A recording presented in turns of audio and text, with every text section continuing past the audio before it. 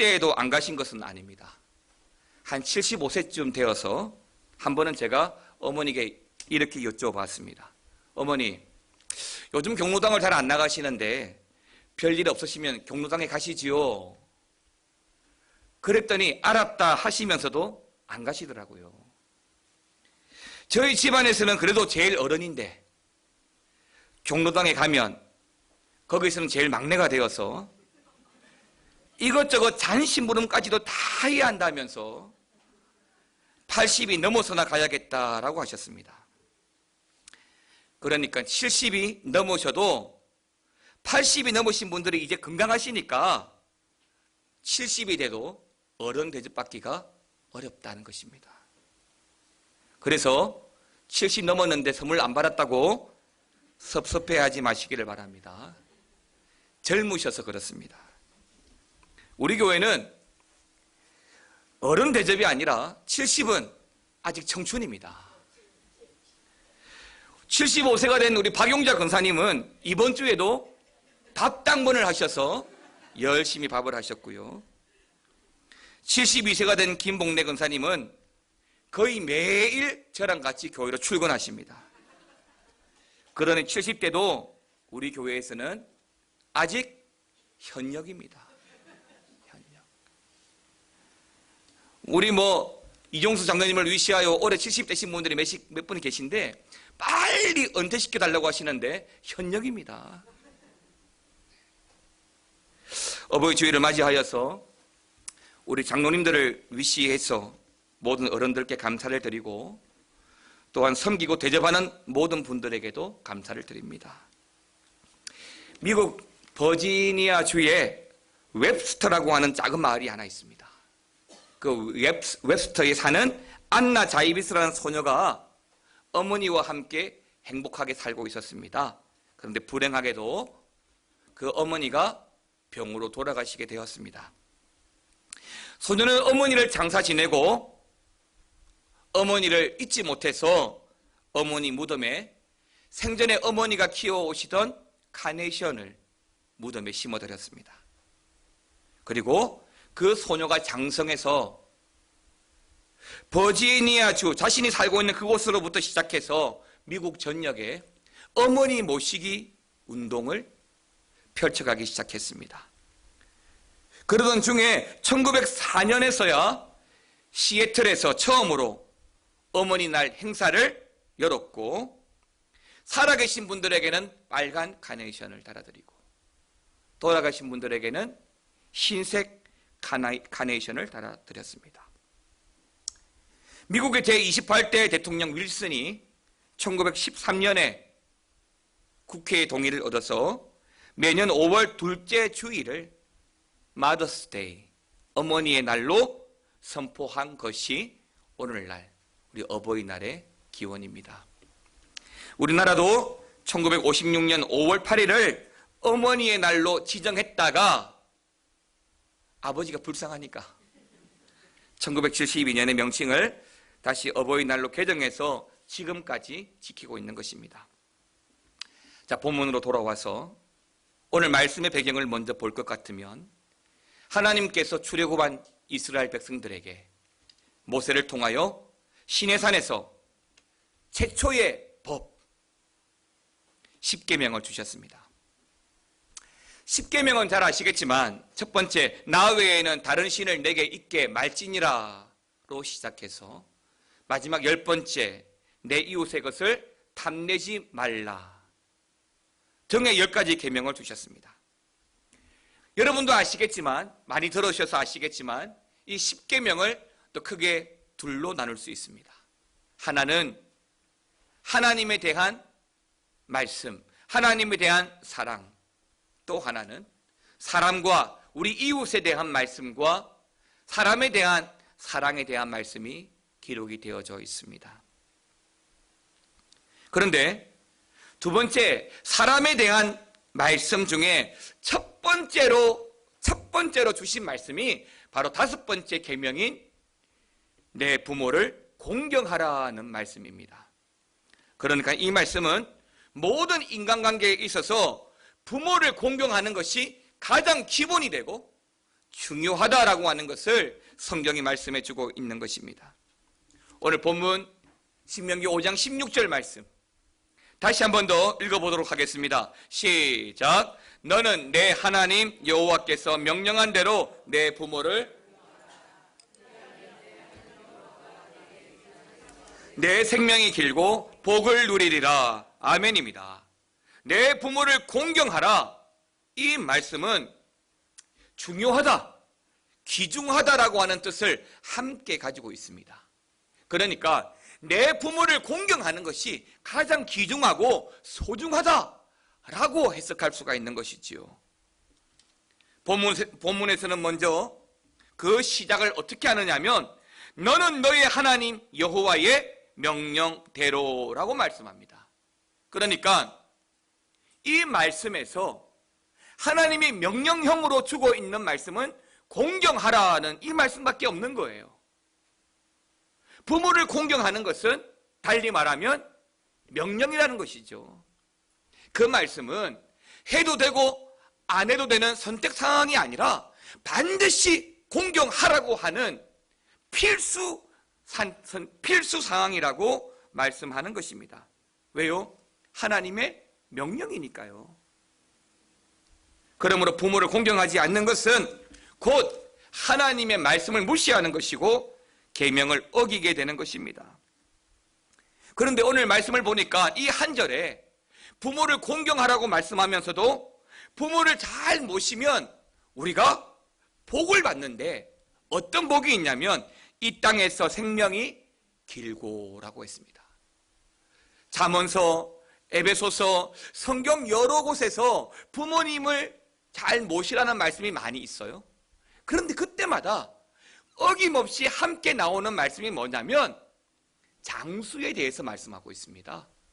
부모님을 잘 모시는 비결이 장수의 비결이라고 하는 것이죠. 그리고 성경은 그것이 곧 복이라고 말씀합니다. 10계명 중에 계명을 잘 지켜서 복을 받는다라고 하는 말씀은 하나도 없어요. 오직 여기 5번째 계명, 내 부모를 공경하라고 하는 이 말씀에만 따라서 나오는 말씀이 복에 대한 말씀을 주고 있습니다.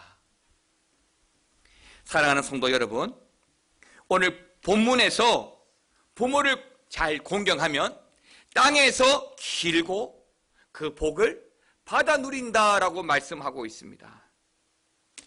룻기서에 보게 되면 모압 여인, 이방 여인 룻이었지만 시어머니 나오미를 극진히 잘 보살폈습니다. 그래서 하나님의 축복을 받은 여인으로 유명한 사람이 바로 룻입니다. 룻은요, 홀어머니, 시어머니를 자신도 혼자가 되었음에도 불구하고 떠나가지 않고 끝까지 따르며 공경했고요. 심지어는 어머니를 모시기 위해서 남의 밭에 들어가서 한 번도 해보지 아니한 땅에 떨어진 이삭을 주워다가 어머니를 먹여 살렸습니다. 그러다 보니까 그 땅의 주인인 보아스가 그 룻과 결혼하게 되고, 보아스와 결혼하다 보니까 경제적인 문제도 해결되고, 그 가문에 다윗도 나오고 또 그 족보에 예수님까지 올라오는 믿음의 명문 가문이 되었던 것입니다. 사랑하는 성도 여러분, 부모를 공경하면 우리가, 여러분의 자녀가 복받는 줄 믿으시기를 바랍니다. 에베소서 6장 1절 3절 말씀을 보게 되면 이렇게 말씀합니다. 다시 한번 같이 읽겠습니다. 자녀들아, 주 안에서 너희 부모에게 순종하라. 이것이 옳으니라. 내 아버지와 어머니를 공경하라. 이것은 약속이 있는 첫 계명이니 이로써 내가 잘되고 땅에서, 할렐루야, 성경은 계속해서 땅에서 잘되는 축복을 받는다라고 말씀하고 있습니다. 부모를 잘 공경하여 잘되는 축복, 장수하는 축복, 땅에서 잘되는 축복을 받아 누리시기를 축원합니다. 청와대 옆에 그 마을 이름이 효자동입니다. 제가 2005년도에 효자동 이발소라는 영화를 보았습니다. 그 영화를 보면서 서울에 효자동이 있다는 것을 알게 되었습니다. 이 효자동의 유래가 이렇습니다. 어느 집에 아기가 태어났습니다. 갓난아기죠. 그런데 시아버지가 주무시다가 몸부림을 치는 바람에 그만 그 갓난아기를 짓눌러 죽게 한 일이 있었습니다. 그것을 지켜본 이 며느리가 시아버지가 깰세라 죽은 아기를 부둥켜 안고 급히 밭에서 일하는 남편에게 달려가게 되어진 것이죠. 그 사연을 들은 그 남편이 죽은 아기의 뺨을 사정없이 몇 대를 내리치면서 할아버지의 마음을 평생 근심케 만든 불효자식이라고 뺨을 내려쳤습니다. 그러자 그 뺨을 맞은 그 아기가 뺨을 맞고 기적적으로 살아났다는 것입니다. 그 소문이 퍼지게 되고 그 아이를 효자동이라고 부르고 그 마을 이름까지도 효자동으로 부르게 되었다는 것입니다. 믿거나 말거나이지만 부모를 생각하는 마음, 부모를 공경하는 마음을 가지면 여러분 생명의 축복을 받습니다. 사랑하는 성도 여러분, 가족은 하나님께서 우리에게 허락하신 귀중한 자산이에요.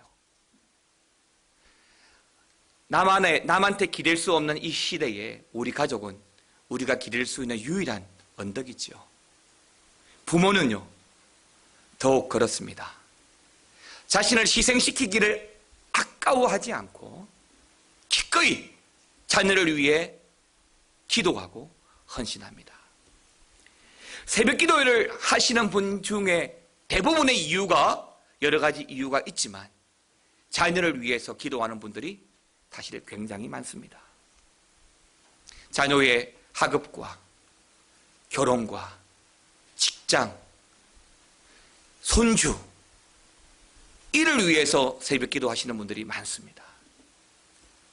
그래서 저는 사실은 지난 특세할 때도 한두 번 정도밖에 언급을 하지 않았지만 제가 새벽 기도 특세를 할 때 캐치플레이즈로 내세우는 것 중에 하나가 뭐냐면 부모의 새벽 기도는 자녀의 평생 축복이라는 말씀을 저는 자주 이야기를 합니다. 달리 말하면 자녀의 축복을 위해서 부모가 기도를 한다는 것이지요. 창세기 9장에 보게 되면 창세기 6장에서부터 노아의 홍수가 시작되어서 9장에 이제 마른 땅이 드러났습니다. 얼마나 좋았던지 노아가 땅을 밟고 내린 그날에 포도주를 좀 과하게 마셨습니다. 그래서 몸에 열이 많이 났던지 그만 옷을 다 벗어 제끼고 벌거벗은 채로 잠이 들었던 것이죠. 이 일을 누가 봅니까? 큰아들 함이 보았던 것입니다. 그런데 그 큰아들 함은 아버지의 그러한 실수를 보고 좀 아버지를 달리 해드리기보다는 한심하다는 생각을 한 것 같아요. 그래서 이 큰아들 함은 둘째, 셋째에게 갑니다. 셈과 야벳에게 그 사실을 이야기하죠. 우리 아버지가 그래. 저게 뭐야? 그런데 셈과 함이 그 말을 듣고 곧장 아버지에게로 달려가서 아버지의 벌거벗음을 보지 않기 위해 뒤로 가서 자기의 옷으로 아버지를 덮어줍니다. 결국 이 일로 함은 저주를 받죠. 그리고 셈과 야벳은 하나님의 축복을 받았습니다. 사랑하는 성도 여러분, 부모님에게 잘하시기를 바랍니다. 결국은 그 복이 우리에게, 우리 자녀들에게 주어지기 때문입니다. 골로새서 3장 20절도 이렇게 말합니다. 자녀들아, 모든 일에 부모에게 순종하라. 이는 주 안에서 기쁘게 하는 것이니라. 부모는 자기 자식이 자기 생명의 연장이라고 생각을 합니다. 때문에 자식을 위해서라면 어떤 희생이라도 감수하는 일을 결코 마다하지 않습니다. 그리고 자식이 잘 되면 자신의 일보다 얼마나 기뻐하고 자랑스러워하는지 모릅니다. 죄송합니다. 또 저희 어머니 말씀을 한번 드리겠습니다. 저희 어머니는 부산에 홀로 계십니다. 그런데 한 번씩 전화로 통화를 하게 되면 항상 물으시는 물음이 있습니다. 잘 지내나? 객지에서 얼마나 고생이 많노? 이것이 부모의 마음입니다. 자식이 50이 되고 아니 60이 되고 70이 넘어도 부모는 항상 차 조심하라고 말합니다. 밤늦게 11시가 되었어도 기가하는 자녀에게 저녁 먹었나라고 묻습니다. 그 시간까지 저녁을 안 먹을 사람이 과연 몇 명이 있겠습니까? 그럼에도 부모는 늘 자녀를 걱정하고 기도하고 잘 되기를 바라는 마음뿐입니다. 왜냐하면 부모의 가장 큰 아픔은 자식이 잘못되는 것이기 때문입니다. 그래서 잠언 23장 25절은 이렇게 말씀하죠. 같이 한번 읽어보겠습니다. 시작. 내 부모를 즐겁게 하며 너를 낳은 어미를 기쁘게 하라. 사랑하는 성도 여러분, 비록 부모를 떠나 멀리 있어도 부모를 즐겁게 하고 부모의 기쁨이 되기를 축원합니다. 요즘 사회가 부모 중심의 사회가 아닙니다. 저나 여러분들도 다 아시는 대로 자녀 중심의 사회입니다. 그게 나쁘다는 것이 아니라 자녀 중심의 사회가 되어져 가면 갈수록 일어나는 괴리 현상이 하나가 있습니다. 그것이 뭐냐면 그러한 가정에서 자라난 자녀들이 이기심이 많아지고 배려하는 마음이 없어지고 어른을 잘 모르게 된다는 것입니다. 감사할 줄도 모르고 부모의 은혜도 잘 알지 못하게 된다는 우려가 있습니다. 가정과 사회는 어른이 부모가 중심이 되고 이끌어가야, 부모는 하나님을 중심을 삼고 그 가정을 이끌어가야 그 가정이 복된 가정이 되고 복된 사회가 되고 복된 나라가 된다고 믿습니다. 오늘 말씀에 보면 부모를 공경하라고 말합니다. 그리고 부모를 공경하는 자가 받아 누리는 복을 말씀해 주고 있습니다. 그러므로 부모를 공경하면서 잘 되고 더 좋게 되는 축복이 오늘 우리가 내어놓는 부모님을 향한 기도, 부모님을 향한 그 마음에 함께 역사하게 되는 줄 믿습니다. 사랑하는 성도 여러분, 오늘 예배가 끝나고 나면 어떻습니까? 부모님께 한 번쯤 전화해 보시는 게 잘 지내시는지 평안하시는지 한번 묻고, 부모가 말씀하기 전에 내가 먼저 제가 어머니를 위해서 기도하겠습니다, 이렇게 위로하고 그렇게 해드렸으면 좋겠습니다. 여러분의 부모와 여러분의 자녀와 여러분의 가정이 믿음 안에서 주님 주시는 은혜와 사랑으로 충만하시기를 주님의 이름으로 축원합니다.